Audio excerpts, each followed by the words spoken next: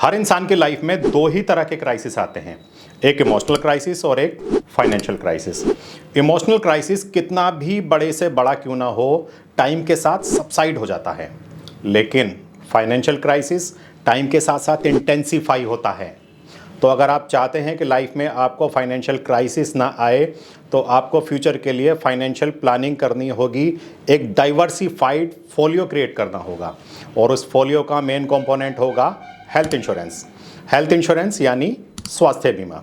Health insurance आपकी उस समय पे मदद करता है जब आप हॉस्पिटल में होते हो और किसी गंभीर बीमारी से सफ़र हो रहे होते हो और आपकी जीवन भर की सेविंग वाइप आउट होने वाली होती है।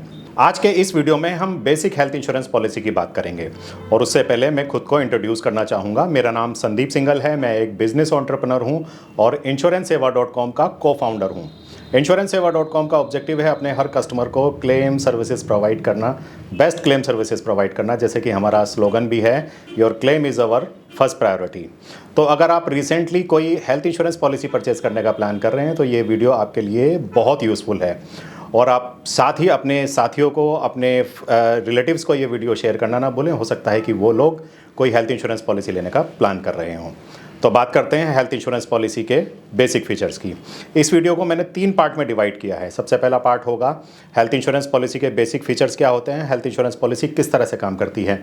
दूसरा पार्ट होगा कि हेल्थ इंश्योरेंस पॉलिसी में क्या क्या एक्सक्लूजन्स होते हैं और क्या क्या वेटिंग पीरियड्स होते हैं। और तीसरा पार्ट होगा हेल्थ इंश्योरेंस पॉलिसी में क्लेम सेटलमेंट किस तरह से होता है। तो बात करते हैं सबसे पहले पार्ट की, हेल्थ इंश्योरेंस पॉलिसी में क्या क्या फीचर्स होते हैं, हेल्थ इंश्योरेंस पॉलिसी किस तरह से काम करती है।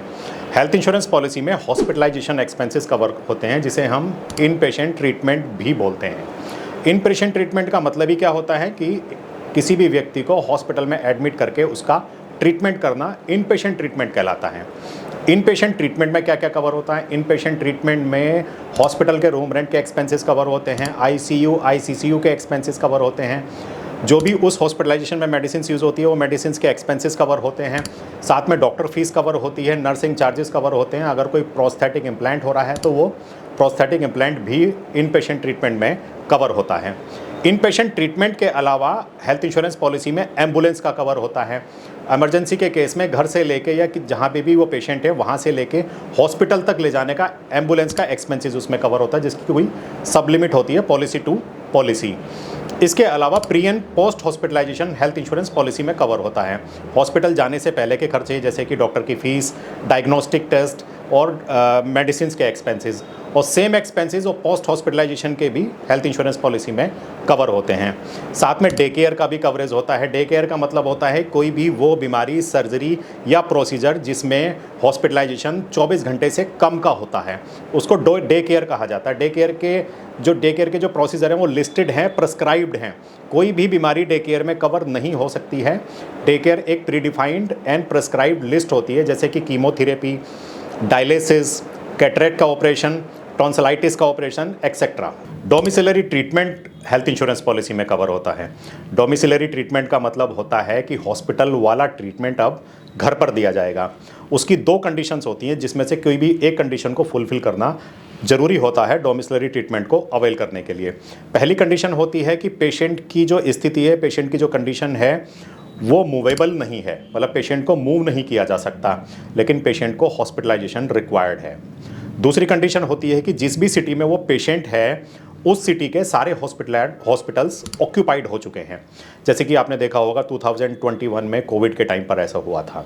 तो इन दोनों में से अगर कोई भी कंडीशन फुलफिल हो रही है तो डोमिसिलरी ट्रीटमेंट को अवेल किया जा सकता है। पेशेंट को उसके घर पर ही हॉस्पिटल वाला ट्रीटमेंट दिया जाता है। ऑल्टरनेटिव ट्रीटमेंट भी हेल्थ इंश्योरेंस पॉलिसी में कवर होता है। ऑल्टरनेटिव ट्रीटमेंट में क्या क्या कवर होता है, जैसे कि आयुष ट्रीटमेंट भी इसको बोलते हैं हम, आयुर्वेदिक, यूनानी, सिद्धा या फिर होम्योपैथिक, लेकिन कंडीशन वही रहेगी कि इसमें भी 24 आवर्स का हॉस्पिटलाइजेशन जरूरी होता है।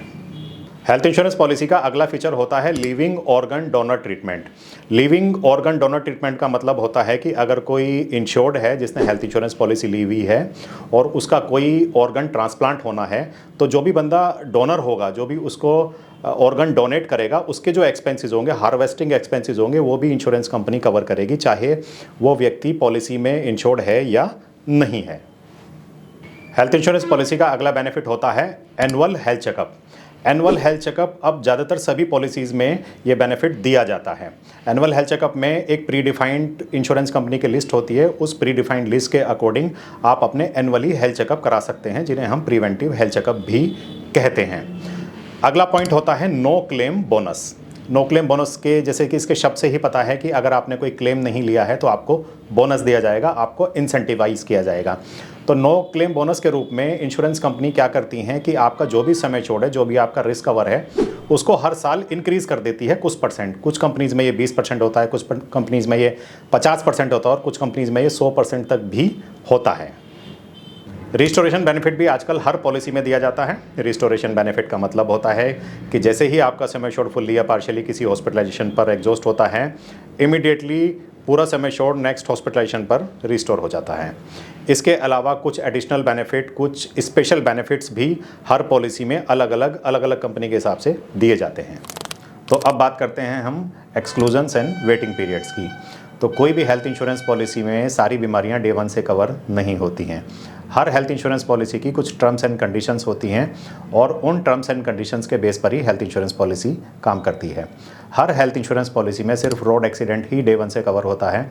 इसके अलावा कोई बीमारी या इलनेस 30 डेज़ के बाद कवर होती है और कुछ स्पेसिफिक इलनेस होती हैं, कुछ स्पेसिफिक सर्जरीज कंडीशंस होती हैं जो 2 साल के बाद कवर होती हैं, जैसे कि hernia, piles, cataract, stone, knee hip joint replacement, prostate, hysterectomy, diabetes, otitis, sinusitis, tonsillitis etcetera. उसके अलावा कुछ बीमारियां, कुछ कंडीशंस परमानेंटली एक्सक्लूडेड भी होती हैं, जैसे कि sexually transmitted disease, obesity, HIV AIDS अब कुछ सर्टेन लिमिट्स तक कवर होने लगा है। उसके अलावा इवैल्यूएशन या फिर इन्वेस्टिगेशन के पर्पज़ से अगर कोई हॉस्पिटलाइजेशन होता है तो वो भी कवर नहीं होता है। अनप्रूवन या फिर किसी अनलिस्टेड हॉस्पिटल में ट्रीटमेंट लिया जाता है तो वो भी कवर नहीं होता है।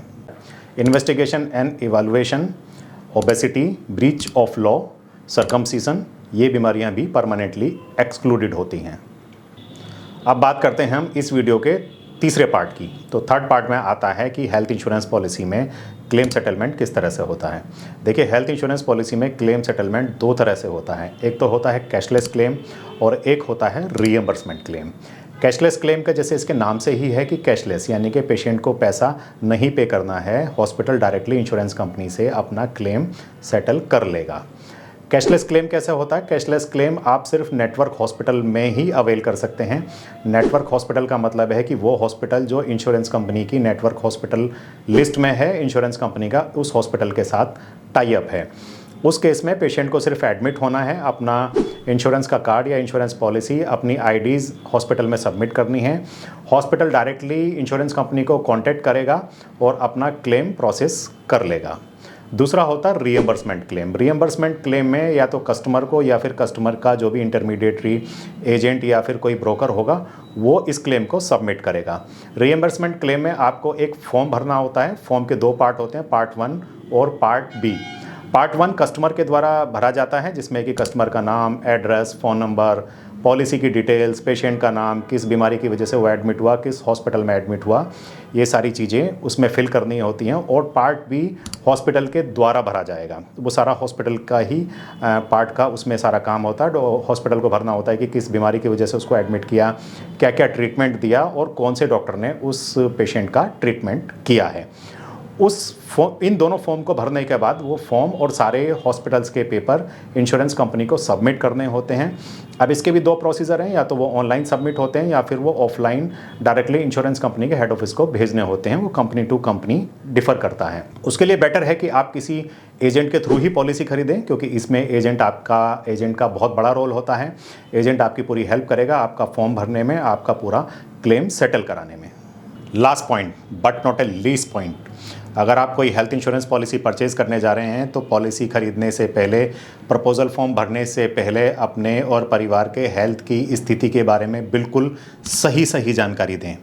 अगर आपकी या परिवार के किसी मेंबर की पहले कोई सर्जरी हो चुकी है, कोई हॉस्पिटलाइजेशन हो चुका है, कोई रेगुलर मेडिसिन्स खाते हैं या अल्कोहल लेते हैं रेगुलर, या फिर स्मोकिंग करते हैं, सारी जानकारी बिल्कुल सही और सटीक आपको प्रपोजल फॉर्म में भरनी है। अदरवाइज़ भविष्य में होने वाले क्लेम में आपको प्रॉब्लम आ सकती है। इंश्योरेंस पॉलिसी में एक क्लॉज होता है miss represent of fact, non disclosure of fact. आपको उस क्लॉज से बचना है।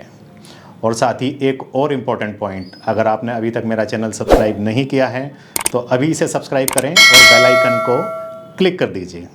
Thank you so much.